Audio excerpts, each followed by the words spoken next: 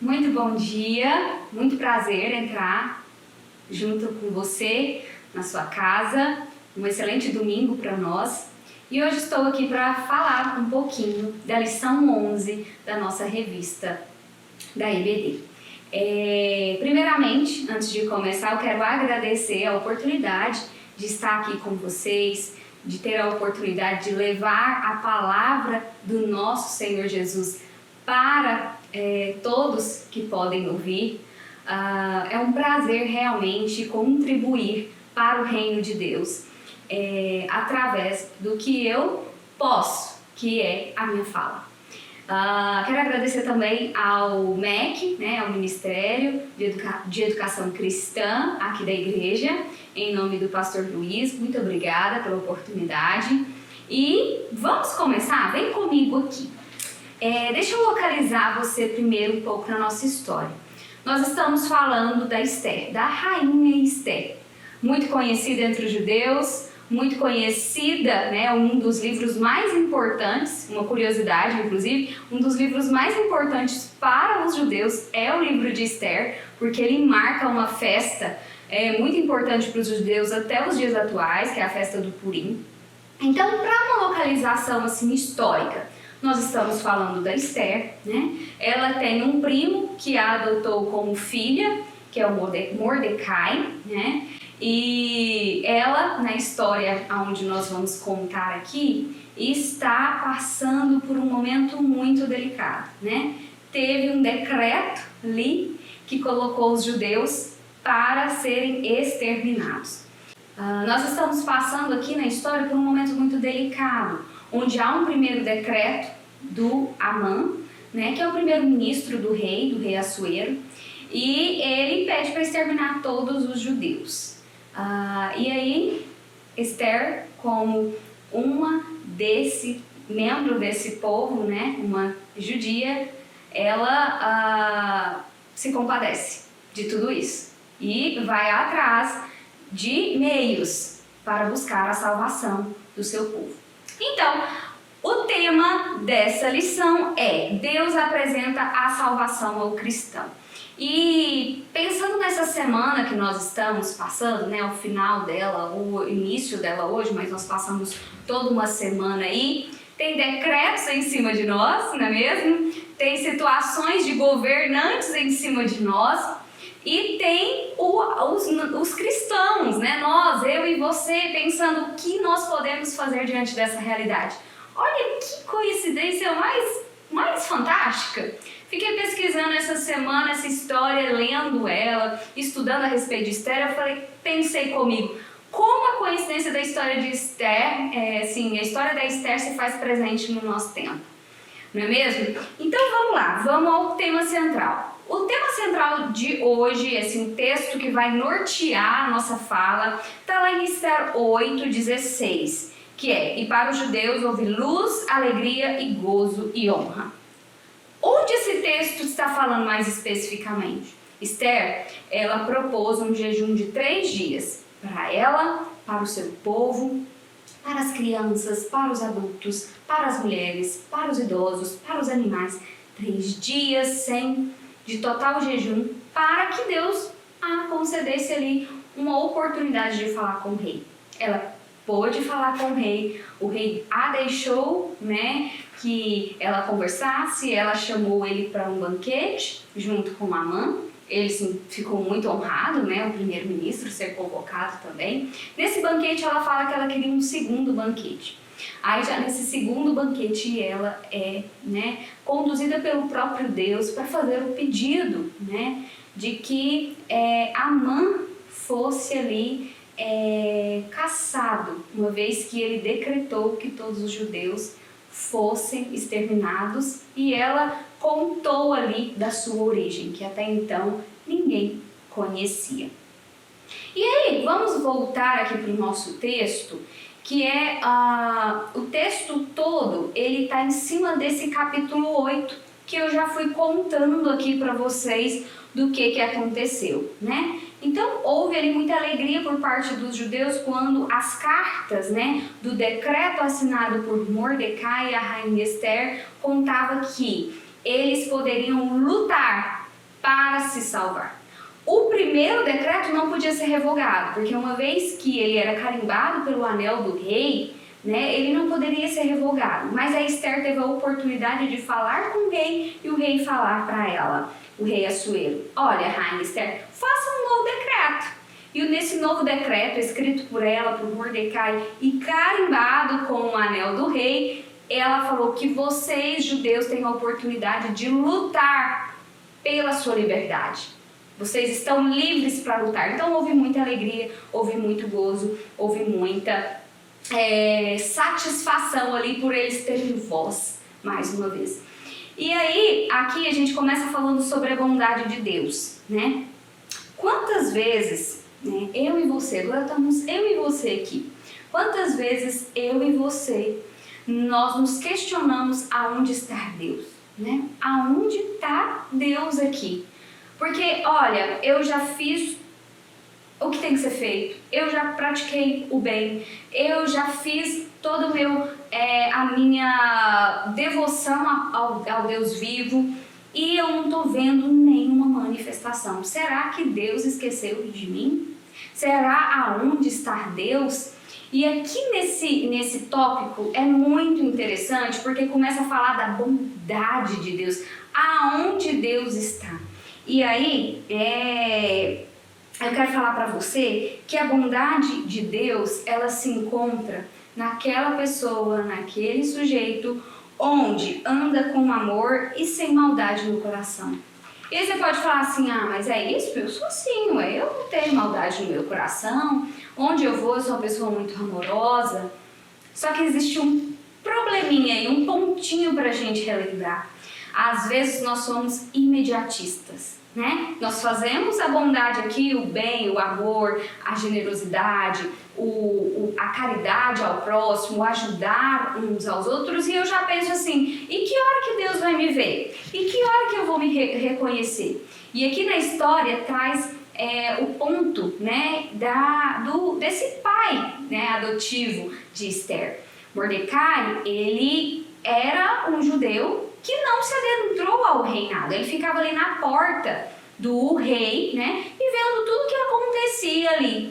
E aí, como um garoto muito esperto, um homem muito esperto, muito perspicaz, muito observador, ele observou que tinha 2 eunucos tramando contra o rei. E aí logo ele levou para a rainha Esther: ó, Esther, tá acontecendo aí, eu ouvi que 2 eunucos tramando um atentado ao rei. E aí ela, muito sábia, foi, né, averiguar os fatos, e de fato isso estava acontecendo.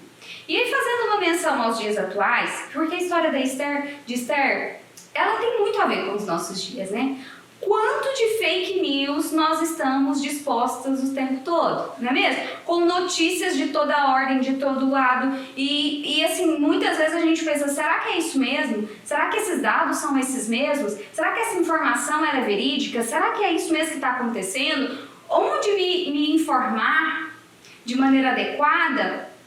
E foi isso que Esther fez. Ela combateu uma notícia no sentido de averiguar. Ela averigou, viu que não era uma fake, era uma notícia real. E aí eles foram mortos, esses 2 eunucos. E aí, olha o tamanho, né, do feito que Mordecai fez, né? Ele preservou a vida do rei. O rei tinha uma situação ali que estava tramando contra a vida dele. E Mordecai continuou a vida normal, estando lá na porta do reinado, sem nenhum reconhecimento, nenhum. E sabe o que é o mais interessante na história? Porque eu li o livro e fiquei assim caçando isso. Em nenhum momento há uma murmuração por parte dele, no sentido de: oh, rainha Esther, mas e aí? Eu fui lá e salvei a vida do rei. Eu fui lá e o rei tá aí do seu lado, o rei tá no reinado, reinando nas 127 províncias, porque eu fui lá e combati, contei a história. Nenhum momento ele faz isso. E aí, Deus, ele é muito, muito, muito pronto. Ele age na hora certa. E quando, né, um dia o rei Assuero, perto perde o sono. Quem nunca, né? Eu, você, quem nunca? Perdeu o sono e ele, o que eu vou fazer? Tô com sono, tô sem sono, tô aqui, vou pegar o livro das memórias, vou ler. E vai lá folheando o livro das memórias, né? O que é o livro das memórias? O livro dos feitos. Tá lá escrito, né? O que o Renato fez? Dentro desses escritos estava o nome Mordecai, que ele foi o que contou sobre o atentado. E aí ele chama Amã, o primeiro-ministro, e fala disso, né? Ué, mas essa pessoa aqui, ela nunca foi reconhecida, né? Ele nunca teve reconhecimento. E aí começa toda a trama, né?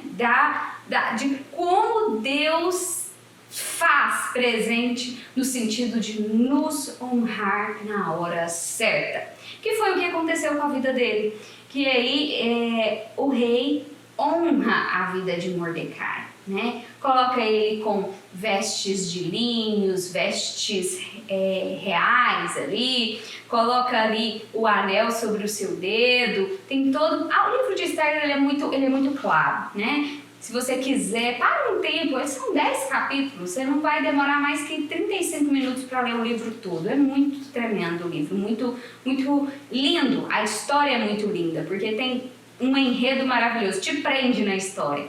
E aí ele é honrado e mais uma vez a presença do Deus vivo ali, um Deus todo-poderoso, um Deus nas quais a gente pode confiar.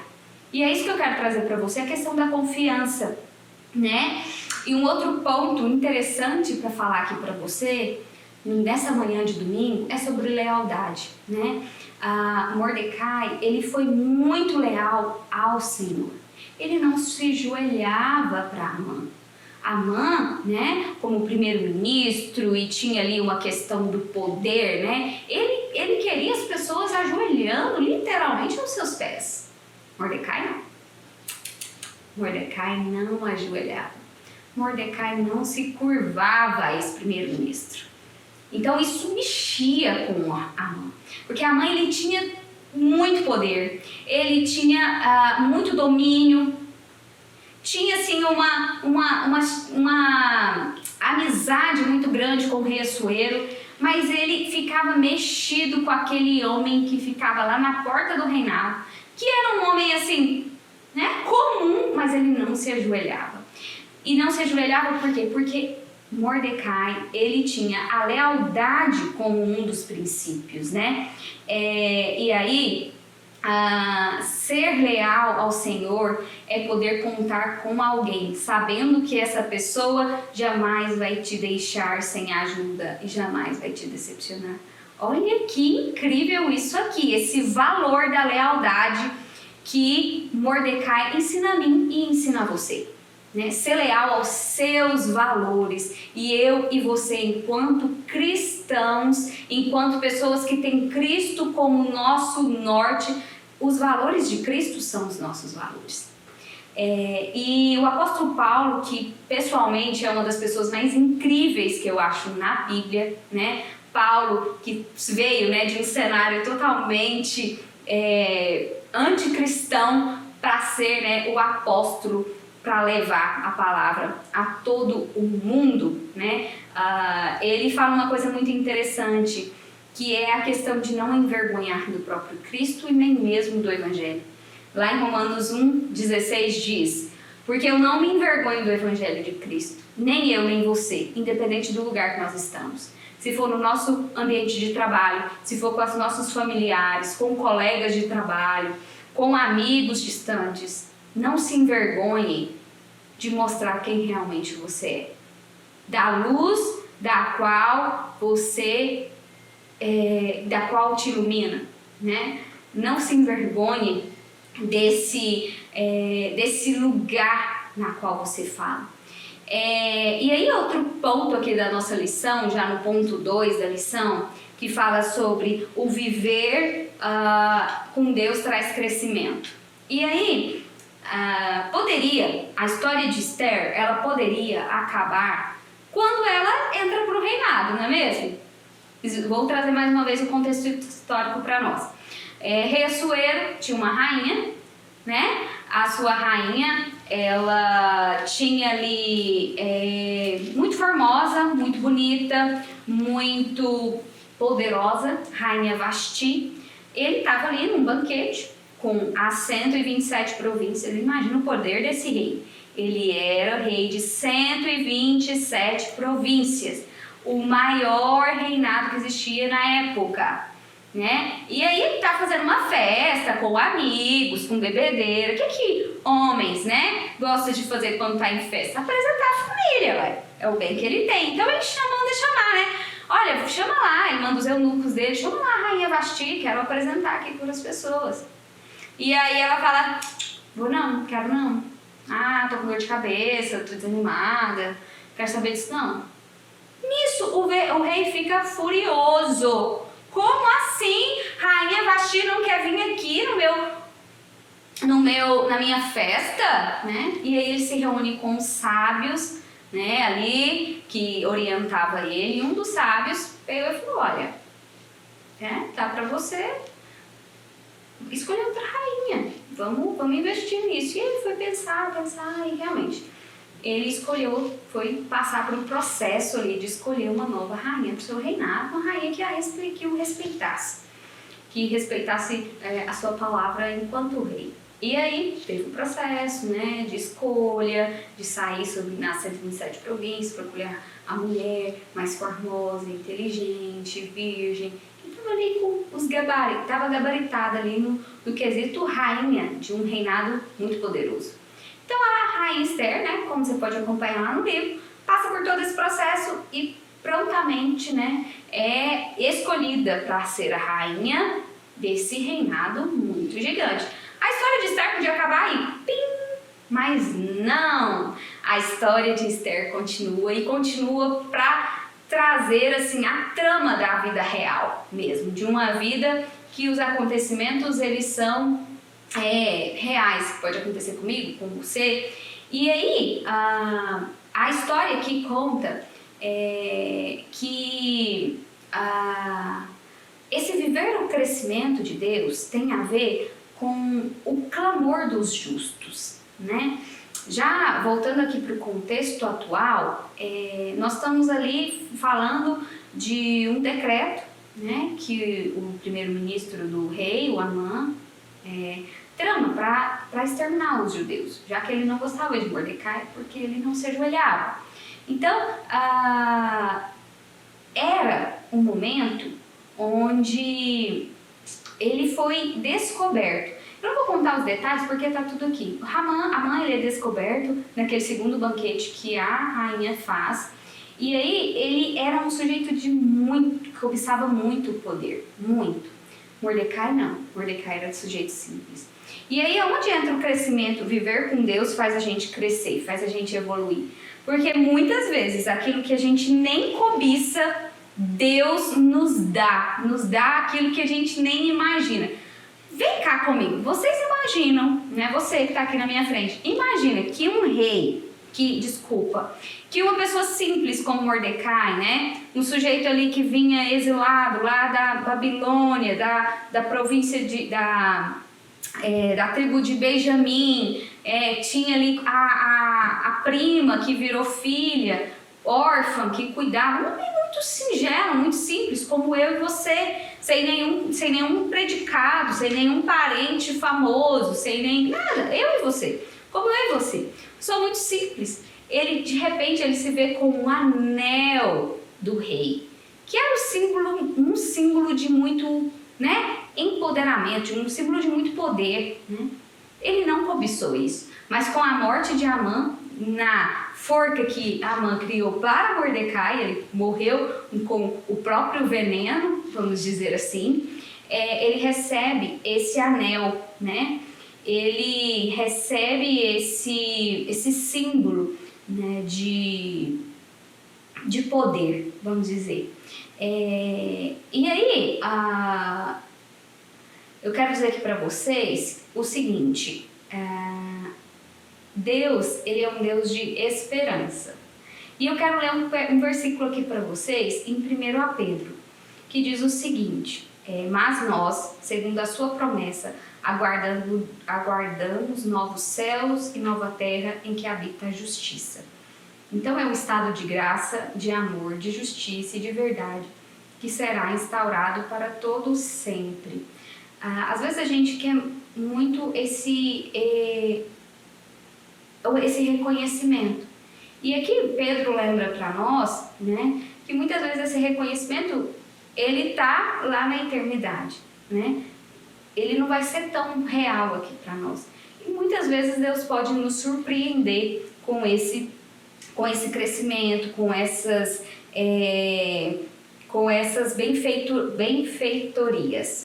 Eu quero fazer uma pergunta para vocês, né? Se viver o melhor de Deus, ser leal aos princípios de Deus, não se curvar àquilo que é imposto, né, de forma injusta para nós, tem a ver com o nosso crescimento. Eu faço uma pergunta para nós aqui hoje: será que nós estamos vivendo o melhor de Deus, né? E será que nós estamos preparados e vivendo realmente o melhor de Deus neste momento? E eu vou dar até uma dica assim para nós, né? Para nós vivermos o melhor de Deus, é preciso começar a estar com Ele, né? Aí você pode falar, quê? Mas como que a gente vai viver o melhor de Deus se a gente não está com Ele? Né? Então, usar toda a tecnologia que Deus deixou para nós. O que é tecnologia? Tecnologias são técnicas, né? Quais são as tecnologias que Deus deixou para nós nos aproximarmos dele? Deus deixou a sua palavra, os seus escritos, a sua história, da onde saiu tudo isso. Deus deixou que nós, né, aproximássemos dele, cortando os nossos prazeres carnais, que é por meio do jejum, né? Então nós nos aproximamos de Deus praticando os jejuns, né? Porque quando eu sinto uma vontade, eu recuo ali e percebo que eu estou levando essa vontade para Deus, né? Eu não vou comer isso, eu vou me abster disso porque eu estou me lembrando do meu compromisso com Deus. Então, e a oração, que é a conversa, o diálogo. Então essas são as tecnologias que Deus deixou para nós aproximarmos dele.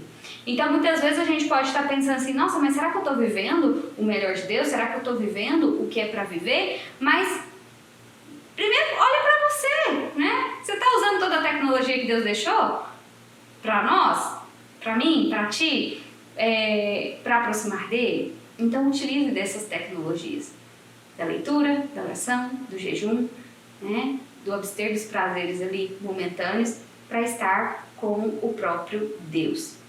E aí, o que eu quero dizer aqui é que a vitória com Deus, ela é certa. Como está escrito aqui no nosso capítulo, no nosso tópico 2.3, que a vitória com Deus é certa. Toda a trajetória de Mordecai mostra para nós, assim, que ele passou por muitos momentos difíceis. Imagina, né? Ter que cuidar de uma menina que virou mulher, que depois virou rainha, ficar ali, né, vivendo uma vida comum, uma vida simples, e se preocupou com o povo judeu, ele não se esqueceu, tanto é que foi ele que avisou, né, a rainha Esther desse primeiro decreto de extermínio dos judeus, porque ele começou a ficar desesperado, e se vestiu de cinzas ali, se vestiu de cinzas, para mostrar a sua indignação e para mostrar que ele tem um amor pelo povo, pela origem dele, né? E vou dizer para vocês que, assim como a rainha interviu ali com jejum, para que o rei revogasse esse decreto ou fizesse alguma outra coisa, que aí ele liberou ela para fazer um outro decreto. Mas nos dias de hoje, o que nós temos para nos livrarmos, né, das situações penosas e pesarosas? Nós temos o Cristo que veio aqui. Ele viveu a nossa vida. Ele fez carne. Então ele sabe esse sofrimento seu aí, essa dor sua, ele sabe exatamente.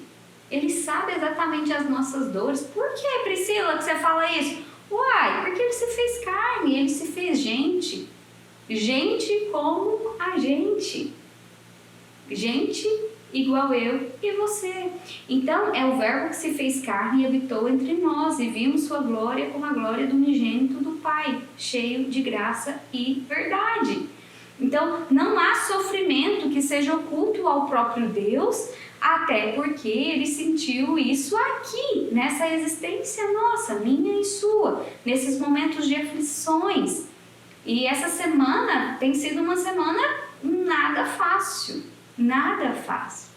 Eu, inclusive, essa semana, no meu fazer aqui, né, no meu trabalho, eu senti fortemente o quanto a questão da pandemia está atingindo nós. Assim, muito, muito fortemente. Porque aí agora começou a chegar muito, muito próximo de nós. Então, pessoas que eu via muito fortes, muito firmes, assim, em relação a toda essa realidade, eu comecei a ver o sofrimento real delas. Quero trazer uma palavra para vocês que está com esse sofrimento real. Jesus Cristo, o Filho do Deus vivo, sabe a nossa dor, porque Ele viveu aqui. Ele sabe realmente o nosso sofrimento. Então vamos beber dessa fonte. Vamos usar toda a nossa tecnologia de Cristo, cristã, para aproximar dele. E aí, voltando aqui para a nossa história, os planos de Deus, eles são perfeitos, né? Assim, se a gente começar a olhar a história de Esther, a gente fala assim, parece que estava tudo encaixado. Rainha Vasti sai, Esther entra, Mordecai avisa sobre o atentado, Mordecai é eleito, né, ali, o ministro, junto com Esther, depois do que Amã cai. Eles fazem o segundo decreto, que fazem com que os judeus lutem, né, para que não sejam exterminados. Então, olha como a história de Esther é uma história que ela é redonda, ela é uma história que encaixa. Mas quando está acontecendo ali, não tem como ver, não tem como saída, não tem como ver uma saída. Então, os planos de Deus, a priori, eles são muito esquisitos, né? A gente não tem um olhar ali pronto para ele.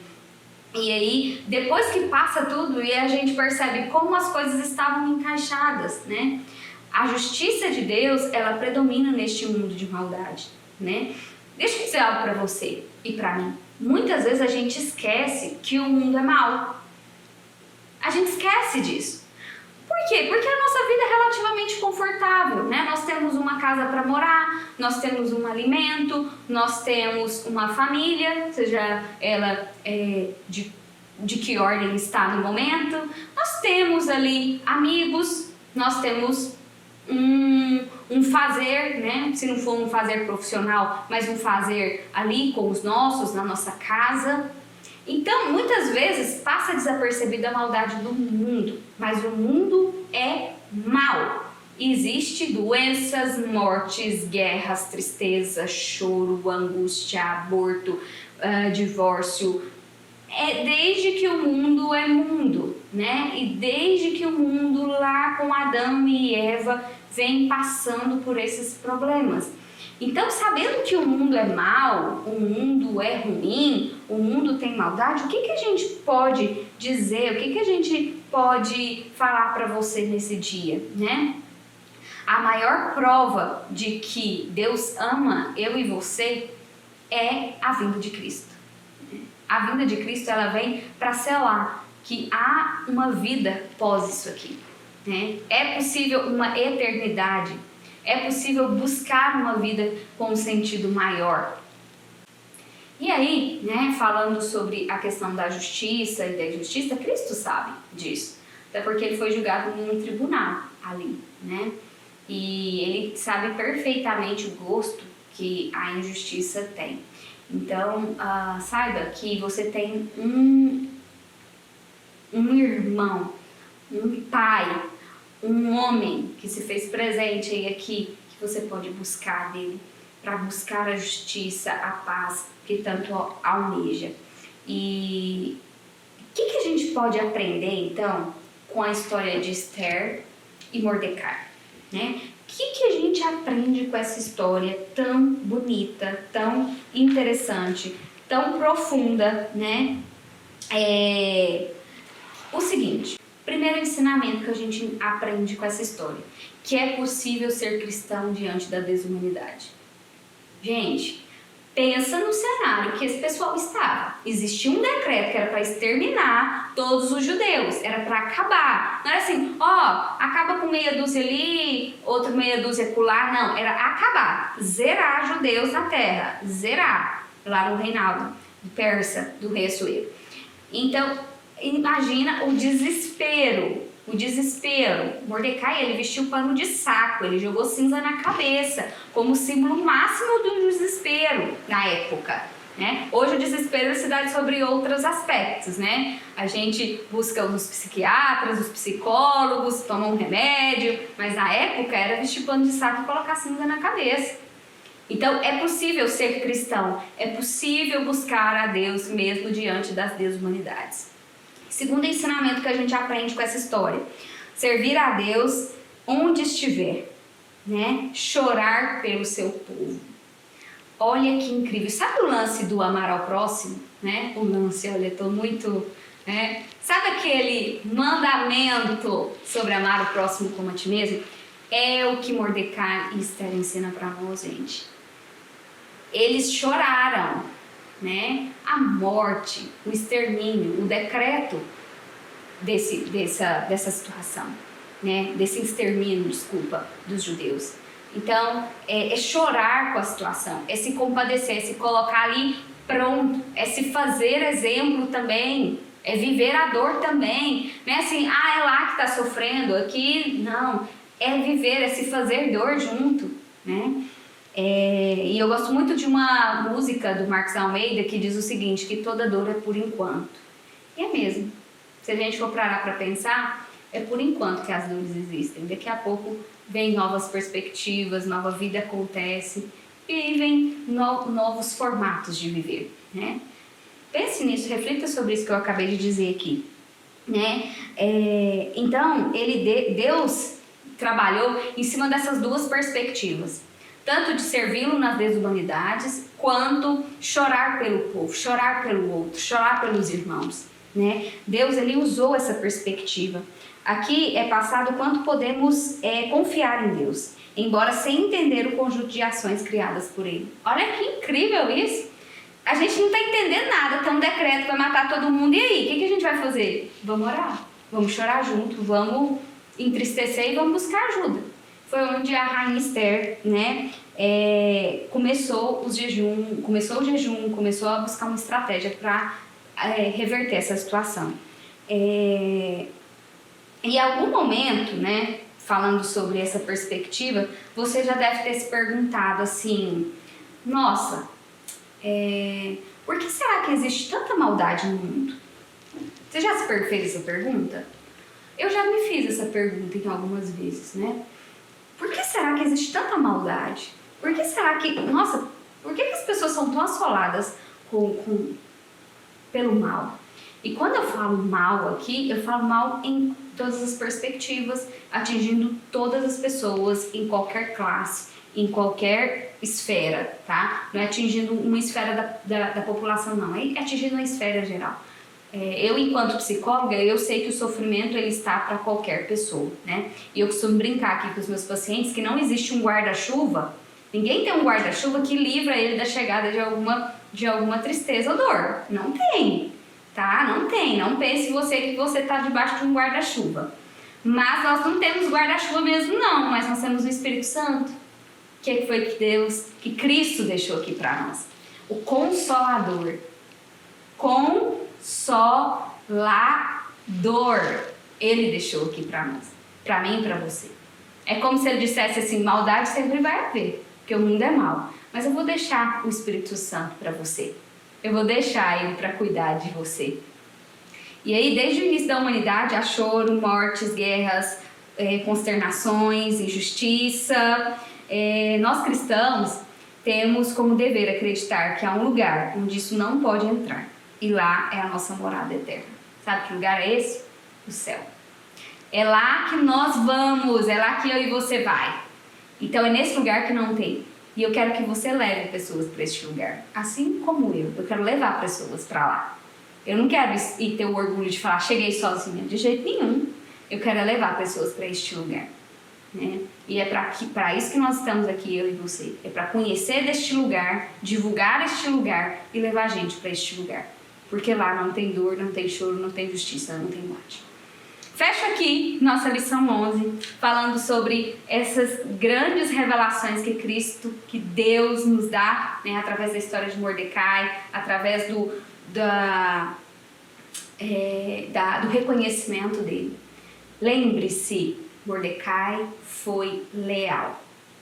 Mordecai não queria privilégios, mas mesmo assim ele recebeu. Ele recebeu do próprio Deus esse privilégio. Quero me despedir daqui. Um excelente domingo para você, para sua família, para nós, né?